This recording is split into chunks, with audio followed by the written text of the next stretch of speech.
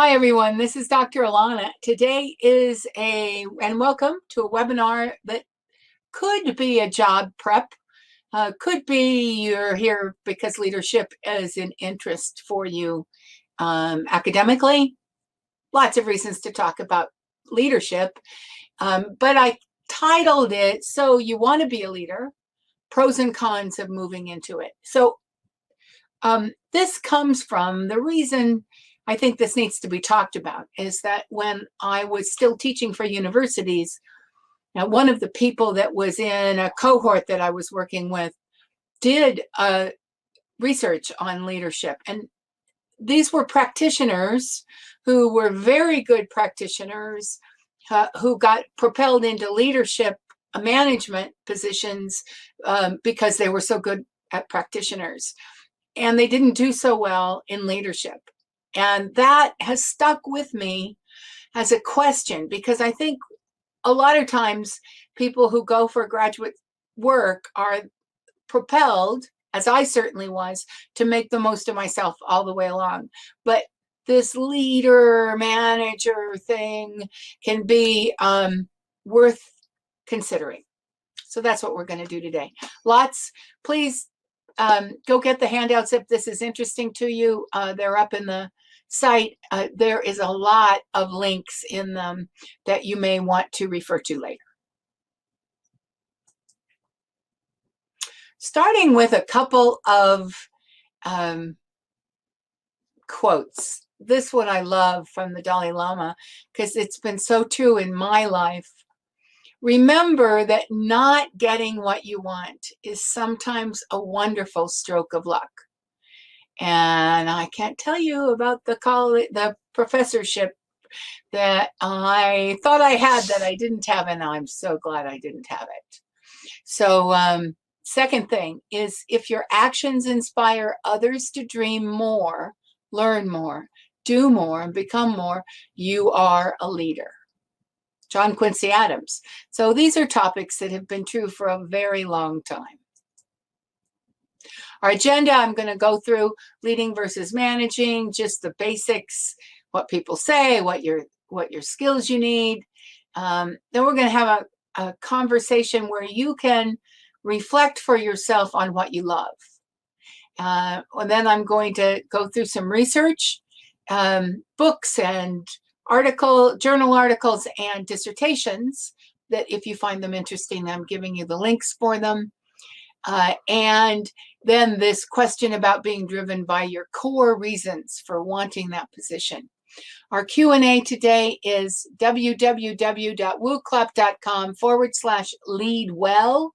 Currently, no one has written a question, but they'll come in, I'm sure, towards the end. And then we'll go through the questions. That way you can use the chat to talk to each other, and we don't accidentally lose things in the middle.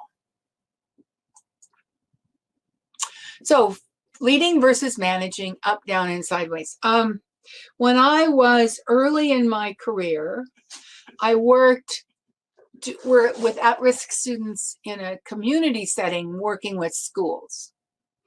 And I ran into a very wise woman who was really good at working with principals. She was not a principal herself. She was working with principals. And she told me in her experience, there were three kinds of principal leaders, meaning leaders of schools, elementary, middle, high schools. And they were either good at helping to promote the school to the leadership of the school district, therefore bringing in extra resources, that kind of thing. Or they were very good with their staff. The staff loved them. They followed them. They got things done as a group with the staff. Or they were good with the community, the parents. The community loved them. She had never seen a principal that was good at all three. And that stuck with me. And I think that's frequently the case for anybody who's in a leadership position in any kind of a hierarchical setting, unless they're at the top.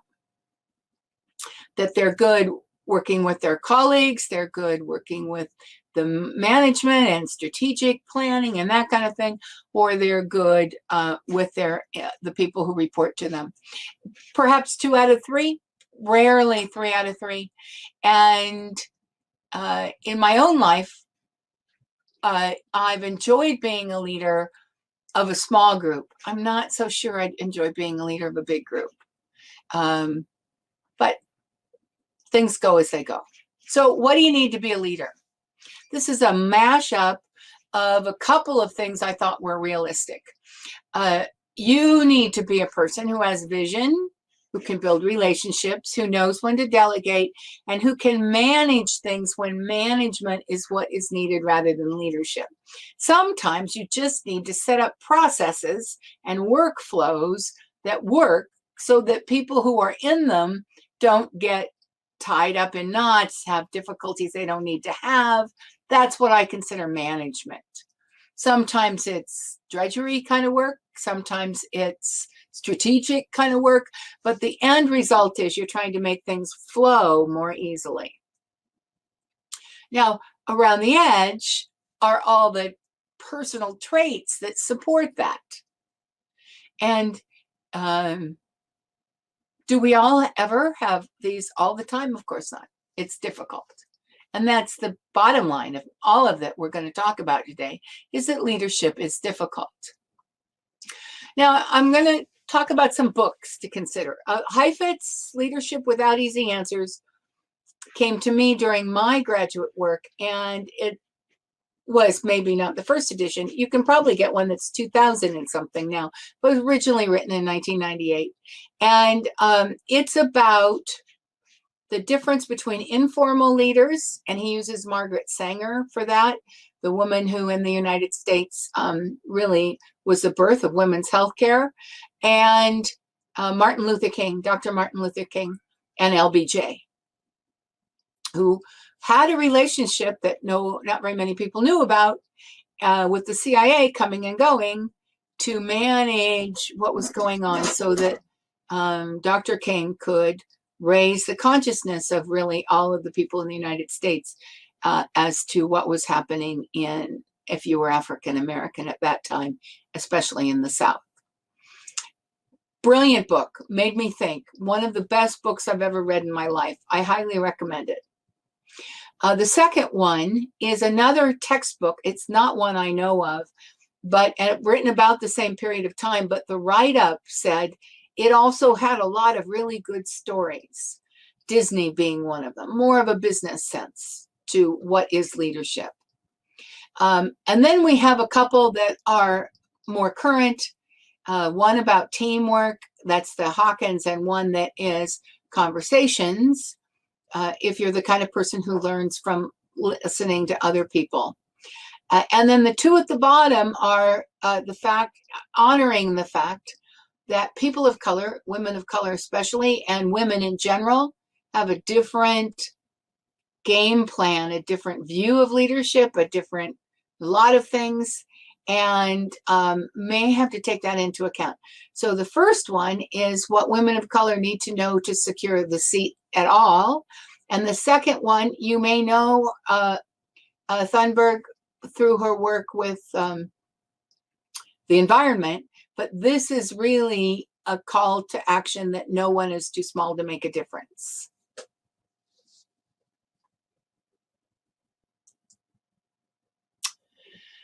So what do you love? These are the questions. If you are personally here because you're considering whether or not you want a leadership position for yourself, then these are the questions I think that you should consider. If this ties back to that research that started me thinking this was a necessary conversation. Are you a practitioner? Is doing the work what really you love?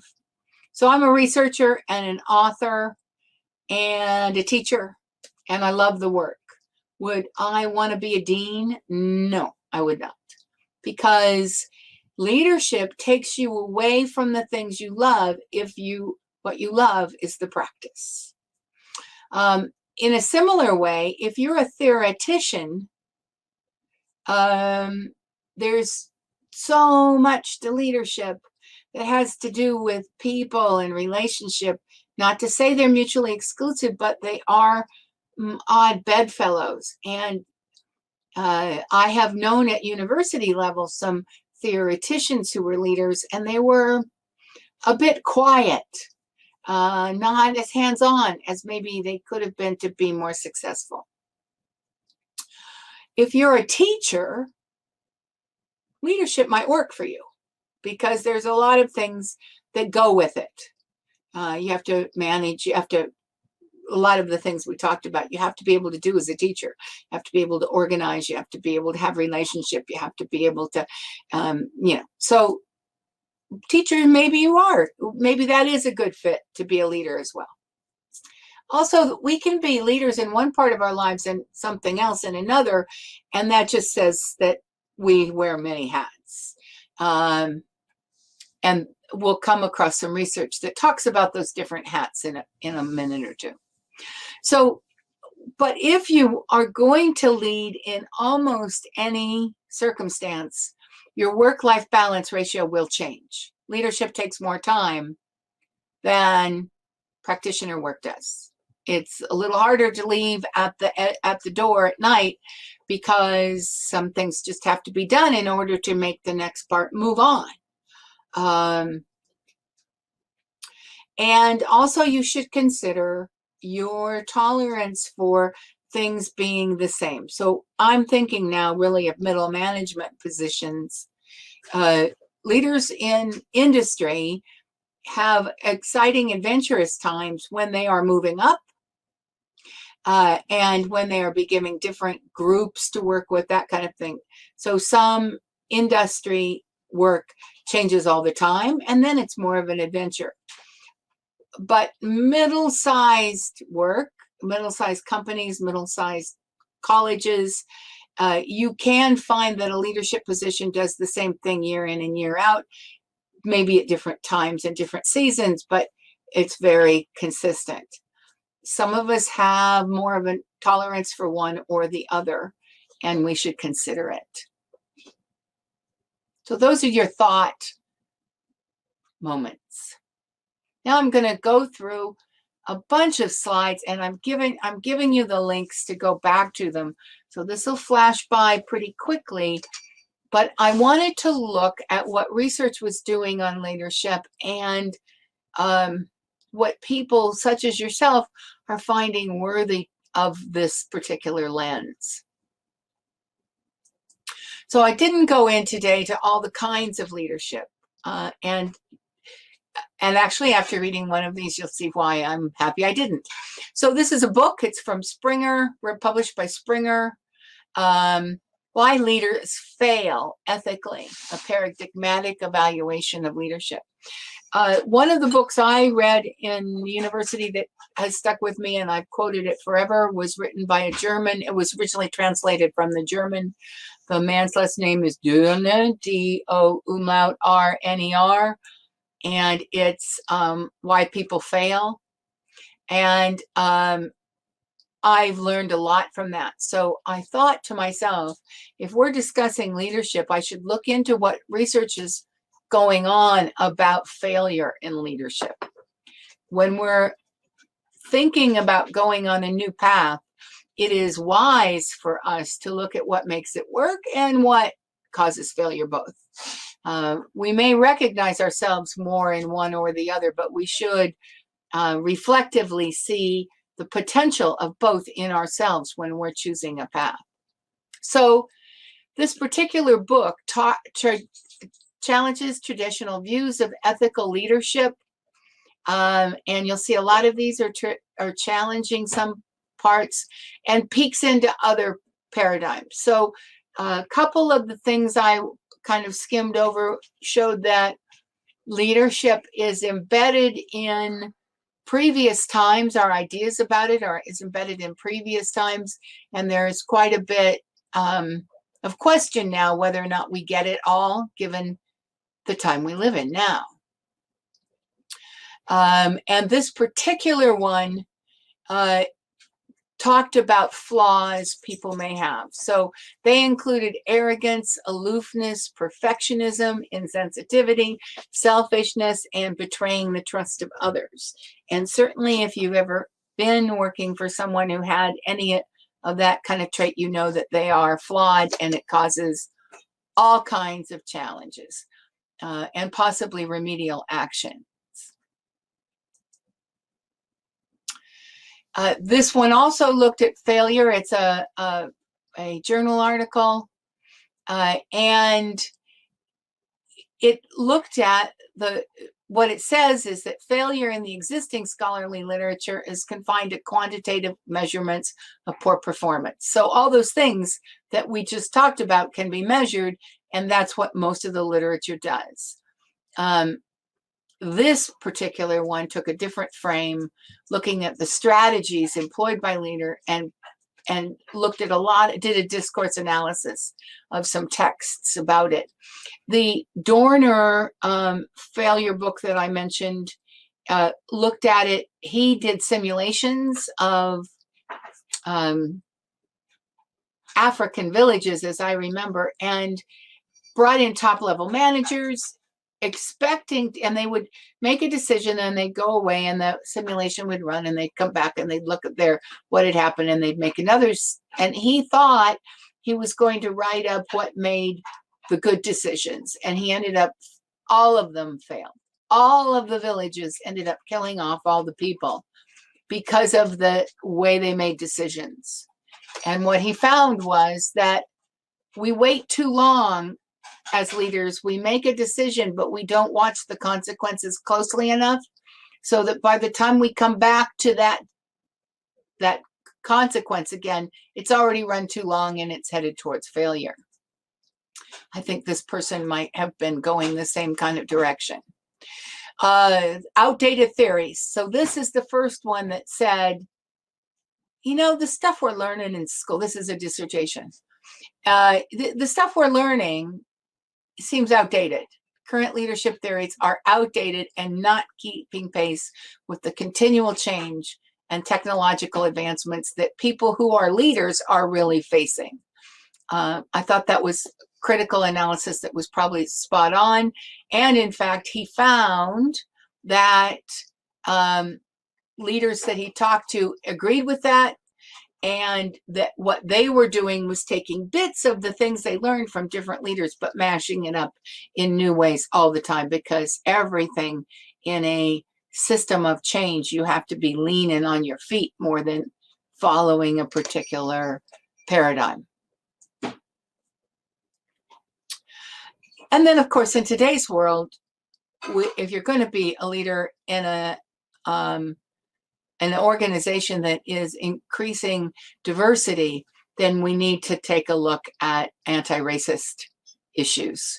And so this one caught my attention: anti-racist leadership and mindful leadership, qualitative study. And it found that he did a cross-case analysis of mindful leadership and anti-racist leadership. And he found 4 key dimensions: people's beliefs, their attitudes, their ability to interact and be interpersonal with each other people, including the stakeholders, and then how they put that into policy and procedures, etc. Not surprising, but definitely the right things to keep in mind if that's the kind of leadership you might find yourself in. And then I got into some things. Schools get studied a lot because they're often difficult places, universities as well. And this one found that they were looking for transactional or transformational leadership. And they found that the teachers in the school and the administration in the school didn't agree on what was going on.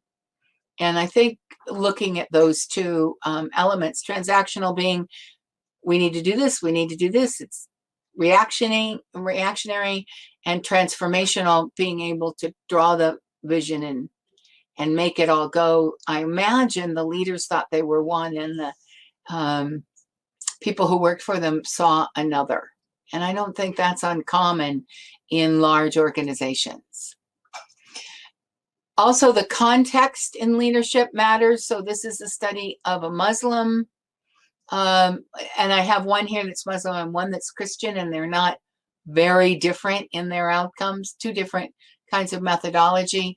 But both of them were studying whether or not the principles and ethics of the faith end up showing up in the kinds of leaders that are leaders in that faith. And so in a Muslim being a, what's the word I want? Certain kind of servant leadership is very, very embedded in the Muslim faith because that's how they see their historical background. And 92% of the people interviewed identified servant leaders in their organizations. Whereas this one, studying the impact of biblical principles on leadership of Christian organizations, these were large churches of 1,000 or more members, showed that there was an alignment from the pastor to those values and to transformational leadership skills, as I'm sure these authors hoped to find when they did the research. It is important what our values are, and the place that we're leading is important. And as I said, all of those, just to look at the slides, all of those have the last part of the slide is an active link, and it'll take you to being able to drill in. So if anybody in the room is doing a dissertation or some research on leadership, and that's why maybe you came along today, here's some really good models that you might want to look at of how they were written up and the kinds of methodology they employed. Okay, so the whole thing here is, it's about what happens in our core. Taking us back to the quote at the beginning, why do we want to be leaders? What is our purpose? Now, certainly at some point in our life, the purpose is to make the most of ourselves that we can. And if we're given an opportunity, we're going to say yes. But is it the right opportunity for us? It might be the right opportunity to help us learn new things, to help us grow new skills. And then at that point, is it also at our core that we want to be the one that's helping in that way, or is it going to fit? So Will Smith, I love this. If you're not making someone else's life better, then you're wasting your time. Your life will become better by making others' lives better. So back to our question about, are you a practitioner or are you a theoretician? Who are you in your core? What makes you really happy? Because if you are really happy, then chances are your influence on the others that you interact with will also make other people's lives better. Which takes us back to this document. If we have that at our core, I'm doing something I really love, then I can do all these things and I can lead from any position I'm in. I will find reasons to help with the vision of where we are going. I will build the kind of relationships. I will delegate the parts that I'm not so good at, or that I will spread it out. Maybe delegate isn't the right word in some circumstances.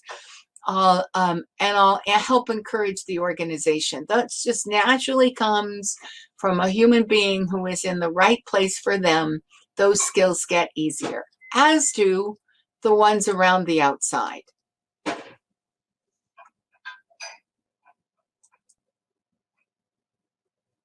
So this was a short one. But you may have lots of questions. You may have come here hoping that I would talk about things I didn't even mention. And so please go to wooclap.com/leadwell and let me know what you were hoping to get, or what your considerations are, or that's where we'll carry on a juicy conversation. And if no juicy conversation shows up, We all get an extra half hour to our lives, and that's okay too. So I just want to mention, as some people are typing things in, that there's a lot going on right now. We have a full schedule of things going up, and I'll point out a few of them. The 15-minute research boost, if you are a researcher, you might find very helpful.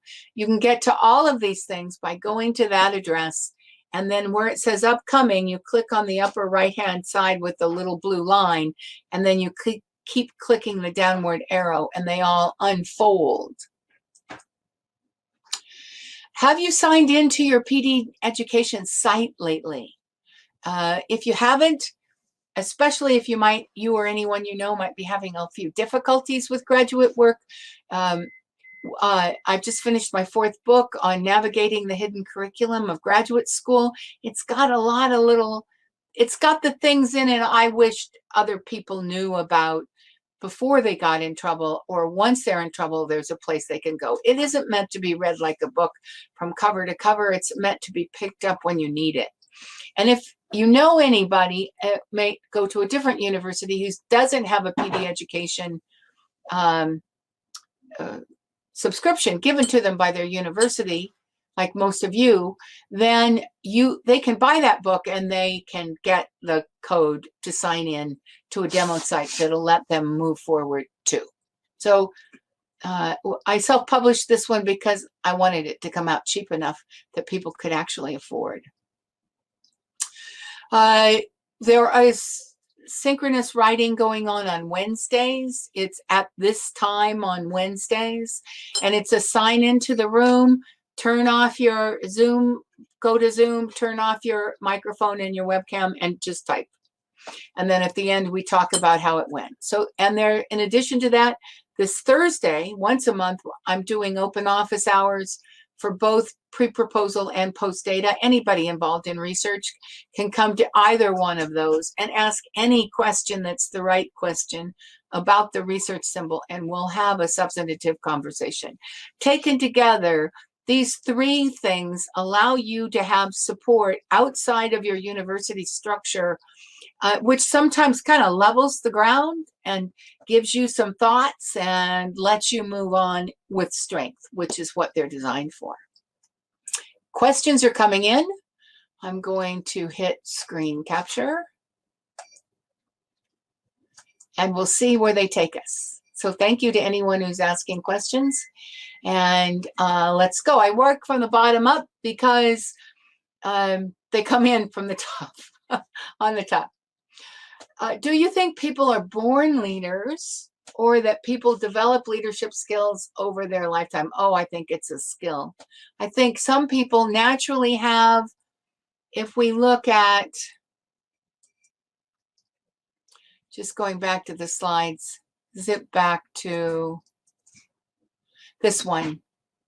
I think some people find that this comes easier to them than others.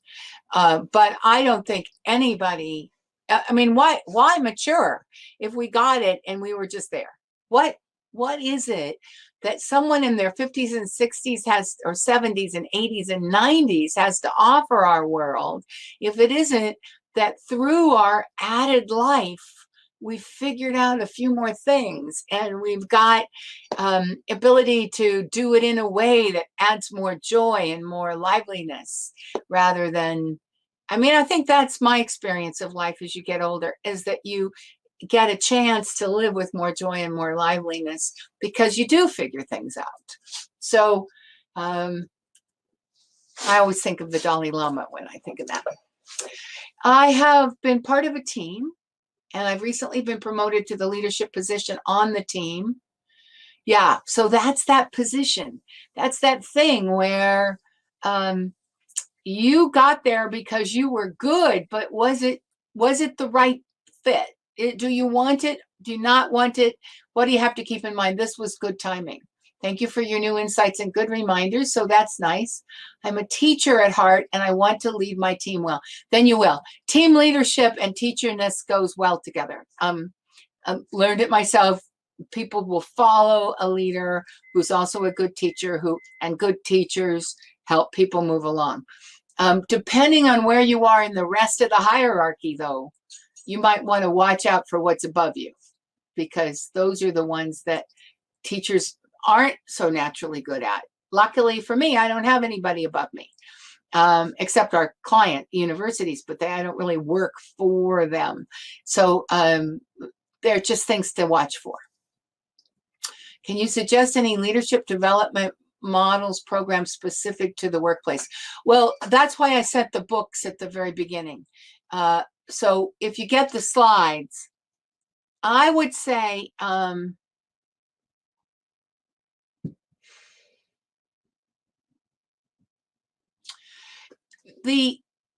participated in some leadership development models. They're very localized. They tend to be localized. And for good reason, because then they bring leaders from different groups together, and you get to talk about leadership, but also you get to know people within your community who are also leaders. That builds your network, and you go through leadership activities together. And so I would say, look for that in your local community. Look for the Chamber of Commerce. They might have something. They're usually, universities do that kind of leadership group, and they cost a little bit, but they're fascinating. And that was my, let's learn about this practically. And it was lovely. And I've known other people who've done it. Typically, those groups end up finding a task out in the community that they all work on together. That's kind of fun too. You do something, it's a payback to the community. So look for that model. It's a good model. And depending on the facilitators, that can be great Irish word, which means fun and interactive. Yeah. So programs specific to a workplace. I have a girlfriend who works with leaders, women leaders, who are coming up in large organizations. Here in Ireland, we have a lot of pharmaceutical companies and corporations of that size. And so these women take time out to come together to, again, network with each other, and they're looking at it from the corporate perspective. So that's specific to a workplace, but not specific to a particular environment. I distrust leadership stuff if it's to a particular environment, because I think my experience has been it often has an underlying agenda to it. So watch for that. And it might be great. You can play with stuff that has an agenda. You just have to realize it has an agenda. Hope that's helpful.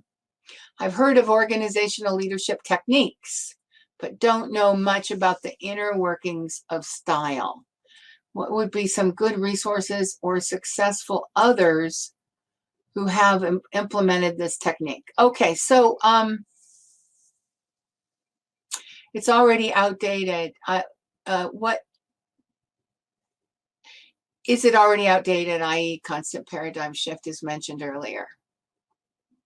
Well, to some extent, sure, it's outdated.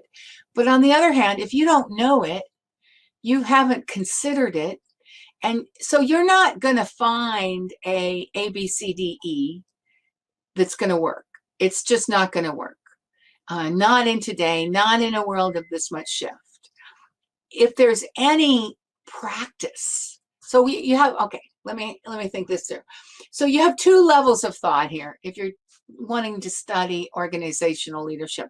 Thank you for this question, because it's something I hadn't teased out. One level of thought is the how does it work? How do I do it? What do I need to know level? The other is the process level. Literally, let's put this in place. Okay. I subscribe to lean management. Meaning, in today's world with so much innovation, you've heard the term maybe always in beta. So we get something, we have an idea, we put it into play, we get it to the beta site level, And already the world is changing and we're having more new ideas and we have to put something more in play.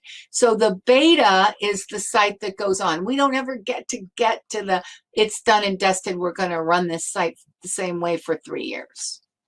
Just not happening. It happens. That's really true in a technological world, but it's also subtly true all the time. And one of the challenges that higher education has right now is that higher education never had to deal with that much change before. And so when things feel broken, it's because of that tension. So if you're trying to study this stuff, if you're new to it and you're going to feel more comfortable, then I would recommend a few things. Look at the books I brought up. Consider them. Make them some bedtime reading. Think about these ideas so that you can catch on to the kind of bigger concerns. One bigger concern is ethical leadership.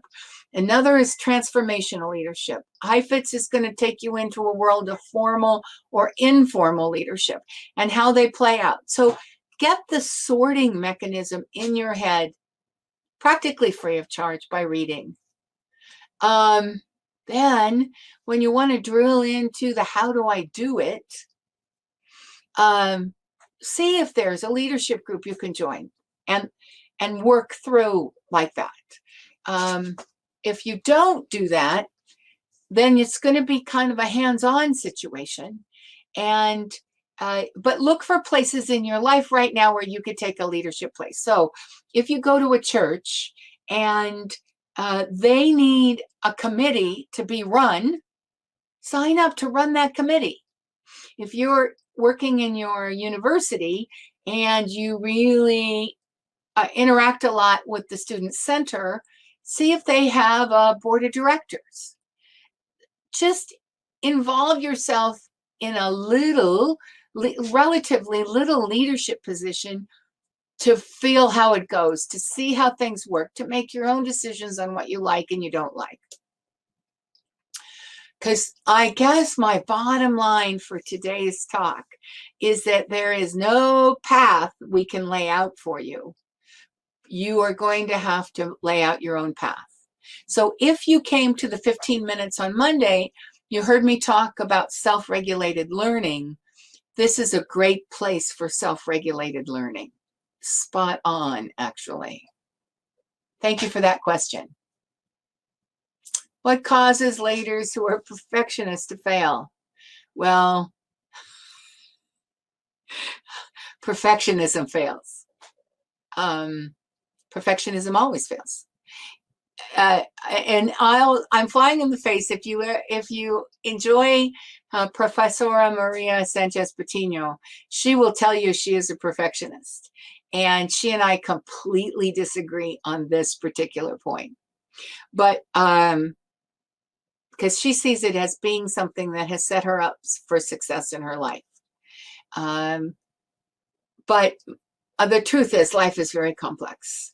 And my experience of that truth is that I'm looking for fulfillment. I'm looking for the kind of thing that I can only get if I can dance on the waves. If I can take what I get and go as far as I can get with it, do as well as I can do, but realize I'm going to learn from failure. I'm going to have other things. That lets my psyche be comfortable and lets me be open to greater possibilities. So that works for me. And perfectionism is none of those things. Perfectionism sets up a this has to be right. My way is the right way is the first part of perfectionism. And if you've ever come across it and you didn't think their way was the right way, you know the challenge there. So they fail as leaders because somebody's going to disagree with my way is the right way. Another thing that works against a perfectionist is their own internal struggle not to So I told you about lean management, everything in beta. That's our world right now. Perfectionists can't deal with that because they have to beta is never perfect. They have to get to a place where they can lock it down and make it the way it is. But the next thing you know, the world's changed too much. So That's the world. That's the answer according to Alana.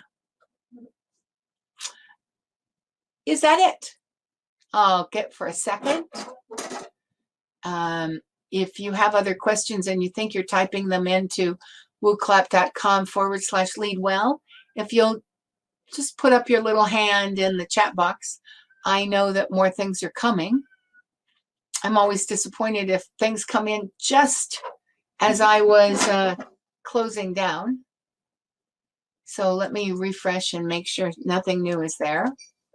Other than that, I really hope that this was useful to you. So if any of you feel like jumping in and telling me, did it work for you? Are you going to have some ideas that you take from this? I hope for anyone who's coming because they're going to graduate this year and they're looking at leadership positions, that you think about it from the position of more than the money you're going to make. Leaders make more money, but they work a lot harder, and they have the challenges we've kissed on. Oh, good. Thank you. Tips for minority women to obtain leadership positions. Well, I'm not the expert. So I do say, please go look at that book that I mentioned. But off the top of my head, I think any minority person has to have a thick skin and fight for the things that matter.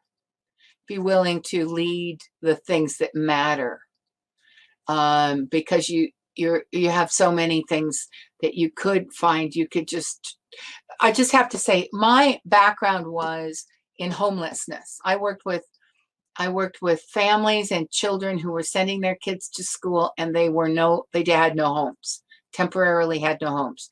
They might have been living in motels, they might have been living rough, they might have been living out of their car, and they were coming to school, and I was working with the schools to work with that. So that's where I come from. And that's a challenge that never gets better, or gets better very slowly, or it has so many complexities to it that it can be personally draining. So if you are a minority person and you want to go into leadership, yes, it's a good time to do that. You're more likely to find a place at the table right now because of the political awareness. More companies are looking. It's good. But that doesn't mean once you get there, there's a place that's very comfortable at the table. So that's the first thing. Second thing is women, well documented. And I have lots of women I know that talk about this. You can be in a meeting with a lot of men and you can say something that nobody listens to, and 5 minutes later a man says exactly the same thing and everybody tells him it's a great idea. So what you have to do then, and this is to all women who are in leadership positions, find your allies. Find other women who are allies. Have these conversations off the charts and say, we're changing a culture here. It isn't easy. If I say something, back me up. If you say something, back me up. Because if I make a point and two other people say, oh yeah, that's good, and somebody tries to change the subject and somebody else comes back and go, I want to go back to that point over there, it becomes clear to the room that the first woman made the point. Because otherwise, and I don't think it's a gender thing back and forth, but I think lots of people sitting in a room, they hear an idea, they take it in, and then later on they kind of agree with that. And so they say it out loud, but then it looks like they thought of it. So we have to break some gender bias stuff as we go. And we all need networks, we all need allies. And it's true for men as well, but I'm a woman, so I know that side. Is that helpful? I'm sorry, I don't know much more about the minority thing, although one thing I have heard from some people I respect very well is it gets really tiring to keep explaining your story to people. Where do you start with warming people over to your more radical change? Asks such as abolish prisons, police. Do you have to ease your way into getting people to your side on these issues? To keep with the example, begin by asking stakeholders to defund the police, or even further separated increase funding for social safety net.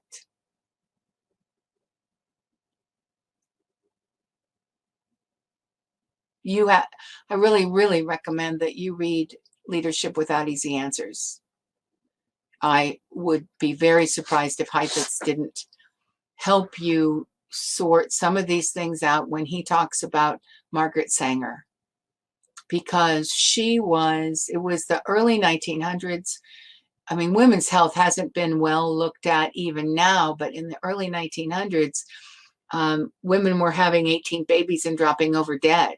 It was very difficult, and bringing in anything that looked like it was preventative was horrifying. And so these issues make you by nature an informal leader. So let me just say, formal leaders are the people who have to have everybody at the table. So LBJ, in the LBJ and Martin Luther King story, LBJ, president of the US, had to include it all. Not every president since then has been so good at that, but a good formal leader takes everybody into account and does the best they can, and compromise is part of the gig. Informal leaders can be on the topic. And then what you have to consider is which of these tacks is going to gather the most followers, because you can't do it alone. These are big issues. You're going to need press behind you. You're going to need marketing behind you. You're going to need funds behind you. You're going to need to raise consciousness. There's a lot of parts to this that have to be sorted out. And that means you need groups of people who kind of get along, who kind of are going the same direction you're going. And then you're going to, so you can be the radical one if you have a group who can also do the other stuff. Make sense? So first step, really get a handle on what's needed for informal leadership. Second step, connect with networks, build your own group, get a space and then you think about how do you get the ideas out. So before you could say to me, abolish prison, well, you could say, I could go there at least at some level, although some people couldn't even go there. They have to have their consciousness raised. I worked in prisons. I get an idea about some stuff. I see that in some states, prisons are the number one industry. I mean, so prisons that aren't run by the state. So defund the police makes people nervous. So they have to have their consciousness raised about, if there weren't police, what would there be? What would keep them safe? That's a consciousness thing first. Increase funding for a social safety net. Oh, I think we could probably get there on a wider base, but maybe that's not satisfying to you. See what I'm teasing out here is that, once again, this is how informal leadership works. The good advantage to informal leadership is that you can go for it, but you have to listen when formal leadership wants to work with you and pushes back. So we look at LBJ and Martin Luther King, and we see that LBJ sent CIA people in with helicopters, and they had conversations about don't go over that bridge.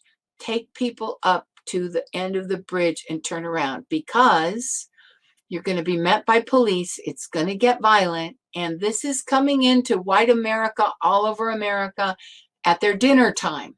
This is going to be on the news. So keep it at a level that the rest of America, who's kind of could be on your side, they're shocked at what you're facing, will stay on your side. If you do that, then I can propose certain things. See, it's a quid pro quo between informal and formal to get the kind of things you're talking about done. So that's the other lesson here, is that if you're an informal leader, make your friends and allies in the formal leadership side so that two of you can work together sometimes. Good. Did we get any new ones? That's it. This has been fun. And I hope that it made you think. It made me think to do it. So I really appreciate all of you coming. 300 people were interested in that. That's wonderful. 300 new leaders. That's why we have graduate school. So you go, and I'll talk to you again. Bye.